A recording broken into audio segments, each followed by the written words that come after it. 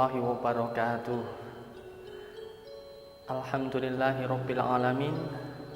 Anak-anakku semuanya, pada kesempatan kali ini kita dapat melanjutkan materi, yaitu pelajaran fikih kelas 6. Dan pada kesempatan ini kita akan membahas bab 3 yang berkaitan dengan binatang halal dan binatang haram.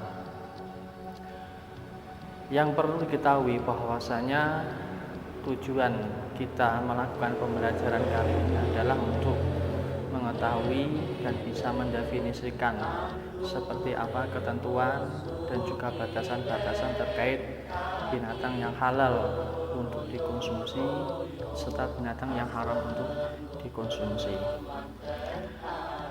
Binatang halal merupakan binatang yang diperbolehkan dikonsumsi oleh syariat ataupun hukum agama Islam. Allah telah menciptakan makhluk hidup dan juga tentunya di sini adalah binatang, itu memiliki berbagai macam fungsi dan kegunaan.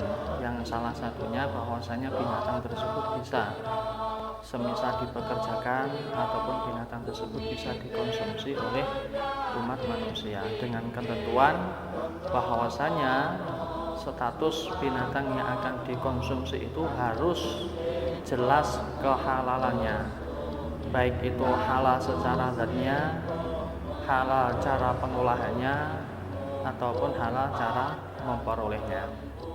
Itu yang pertama.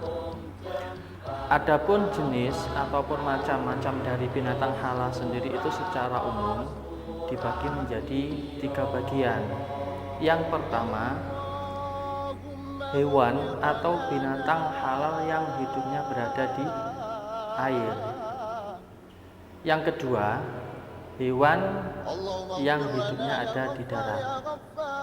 Yang ketiga, hewan yang termasuk jenis unggas. Ketiga pembagian ataupun ketiga klasifikasi binatang tersebut itu masuk pada bagian hewan atau binatang yang halal untuk dikonsumsi. Dari sini kita bisa mengambil beberapa contoh untuk hewan yang hidup di air dengan status halal ataupun boleh dikonsumsi, itu semisal ikan, udang, dan juga cumi. Begitu juga dengan hewan darat yang statusnya halal untuk dikonsumsi, itu semisal sapi, kerbau, angsa, ayam, kelinci. Dari binatang-binatang tersebut itu dagingnya bisa dikonsumsi oleh manusia.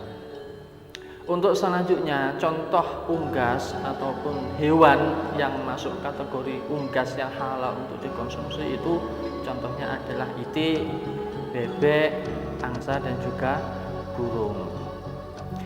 Dari beberapa kriteria binatang tersebut ada pengecualian untuk 2 bangkai dan 2 jenis darah yang halal dikonsumsi menurut syariat hukum agama Islam. Kedua bangkai tersebut adalah bangkai ikan dan juga bangkai belalang. Jadi ketika kita menjumpai bangkai ikan ataupun kita menjumpai bangkai belalang, meskipun tanpa harus disembelih, status kedua bangkai tersebut sudah halal dan boleh untuk dikonsumsi. Selanjutnya, kedua darah, yaitu dalam bentuk hati dan limpa, itu termasuk halal dan bisa dikonsumsi. Adapun cara untuk membiasakan diri bisa mengkonsumsi hewan atau binatang halal itu dapat ditempuh dengan berbagai langkah. Yang pertama, itu kita harus bisa memilih daging tidak hanya semata lezat, tapi daging itu juga harus bergizi dan bermanfaat. Tentunya bermanfaat untuk tubuh yang akan menerima asupan dari makanan halal tersebut. Yang kedua, memperoleh makanan dengan cara yang baik. Artinya meskipun status hewan tersebut halal, tapi jika cara memperolehnya itu tidak baik, tidak sesuai dengan syariat aturan agama Islam, maka binatang tersebut akan berubah hukum menjadi haram untuk dikonsumsi. Dan yang terakhir, tidak memakan daging hewan haram. Artinya kumpulan hewan yang sudah dinas haram, yang sudah ditetapkan sebagai hukum hewan haram oleh dalil-dalil dasar hukum agama Islam, maka sudah seyogyanya kita tidak perlu mengkonsumsi hewan-hewan tersebut. Kiranya itu untuk materi hewan halal, mudah-mudahan bisa memberi manfaat kepada kalian semua. Saya akhiri, wassalamualaikum warahmatullahi wabarakatuh.